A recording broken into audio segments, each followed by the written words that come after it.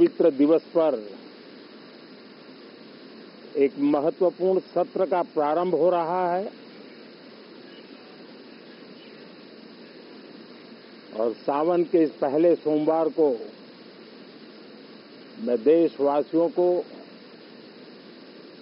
बहुत बहुत शुभकामनाएं देता हूं। आज संसद का मानसून सत्र का भी आरंभ हो रहा है। देश बहुत बारीकी से देख रहा है कि संसद का यह सत्र सकारात्मक हो, सृजनात्मक हो और देशवासियों के सपनों को सिद्ध करने के लिए एक मजबूत नींव रखने वाला हो। साथियों, भारत के लोकतंत्र की जो गौरव यात्रा है उसमें ये एक महत्वपूर्ण पड़ाव के रूप में मैं देख रहा हूं। व्यक्तिगत रूप से मुझे भी, हमारे सभी साथियों को भी ये अत्यंत गर्व का विषय है कि करीब 60 साल के बाद कोई सरकार तीसरी बार वापस आए और तीसरी पारी का पहला बजट रखने का सौभाग्य प्राप्त हो। ये भारत के लोकतंत्र की गौरव यात्रा की अत्यंत गरिमापूर्ण घटना के रूप में देश इसे देख रहा है। ये बजट सत्र है, मैं देशवासियों को जो गारंटी देता रहा हूं, क्रमशः रूप से उन गारंटियों को जमीन पर उतारना, इस लक्ष्य को लेकर के हम आगे बढ़ रहे हैं। ये बजट अमृतकाल का एक महत्वपूर्ण बजट है। हमें 5 साल का जो अवसर मिला है, आज का बजट हमारे उन 5 साल के कार्य की दिशा भी तय करेगा और ये बजट 2047 जब आजादी के 100 साल होंगे तब विकसित भारत का जो हमारा सपना है, उस सपने को पूरा करने की मजबूत नींव वाला बजट लेकर के हम कल देश के सामने आएंगे। हर देशवासी के लिए एक गर्व की बात है कि भारत बड़ी इकोनॉमी वाले देशों में सबसे तेज गति से आगे बढ़ने वाला देश है। गत 3 वर्षों में लगातार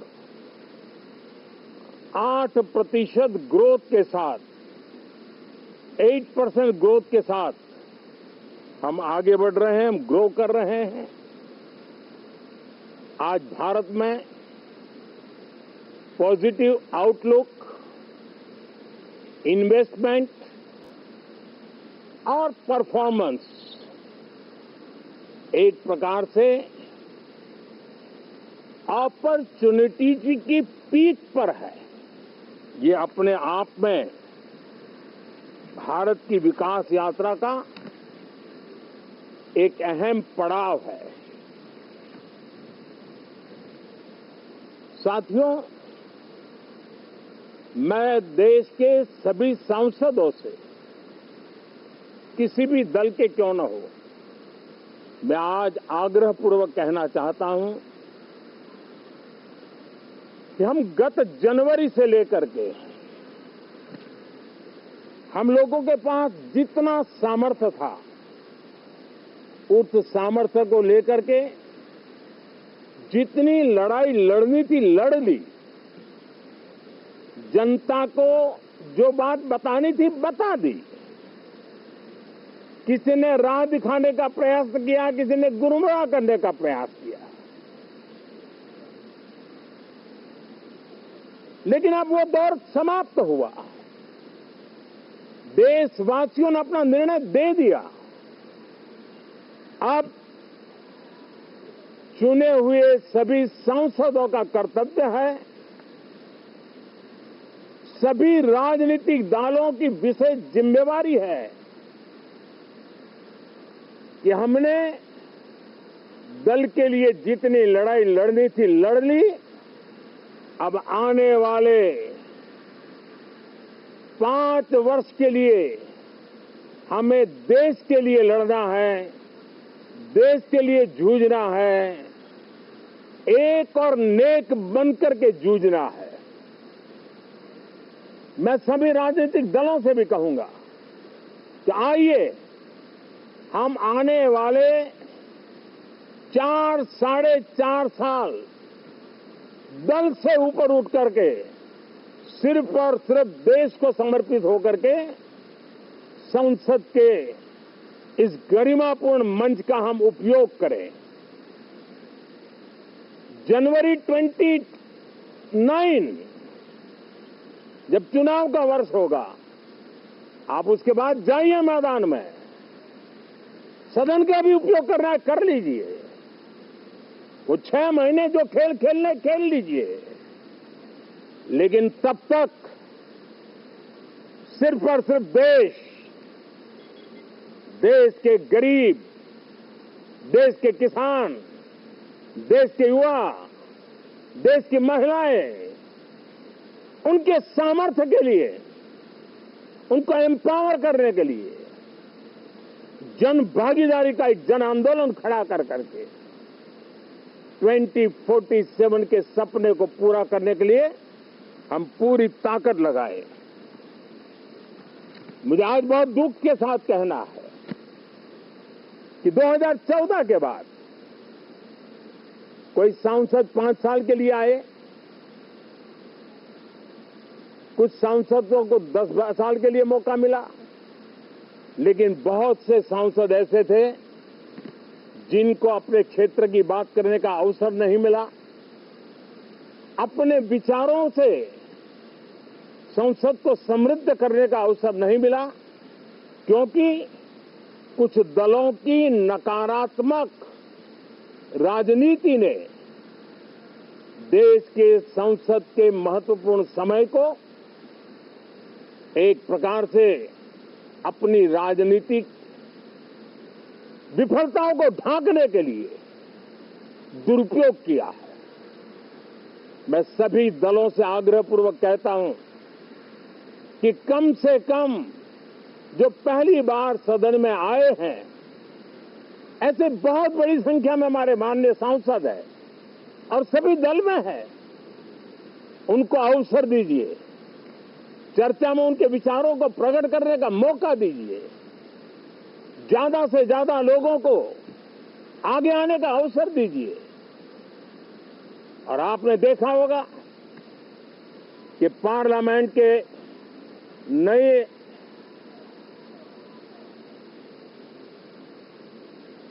संसद गठन होने के बाद जब पहला सत्र था, 140 करोड़ देशवासियों ने बहुमत के साथ जिस सरकार को सेवा करने का हुक्म किया है देशवासियों ने, उसकी आवाज को कुचलने का और लोकतांत्रिक प्रयास हुआ। 2.5 घंटे तक देश के प्रधानमंत्री का गला घोंटने का, उनकी आवाज को रोकने का, उनकी आवाज को दबाने का लोकतांत्रिक परंपराओं में कोई स्थान नहीं हो सकता है और इसका कोई पश्चाताप तक नहीं है, दिल में दर्द तक नहीं है। मैं आज आग्रहपूर्वक कहना चाहता हूं, देशवासियों ने हमें यहां देश के लिए भेजा है, दल के लिए नहीं भेजा है। ये सदन दल के लिए नहीं, ये सदन देश के लिए है। ये सदन संसदों तक की सीमा तक नहीं है, 140 करोड़ देशवासियों की एक विराट सीमा करके ये लिए है। मैं विश्वास करता हूं कि हमारे सभी माननीय सांसद पूरी तैयारी के साथ चर्चा को समृद्ध करेंगे। कितने ही विरुद्ध विचार होंगे, विरुद्ध विचार बुरे नहीं होते हैं, नकारात्मक विचार बुरे होते हैं। जहां सोचने की सीमाएं समाप्त हो जाती है, देश को नकारात्मकता की जरूरत नहीं है। देश को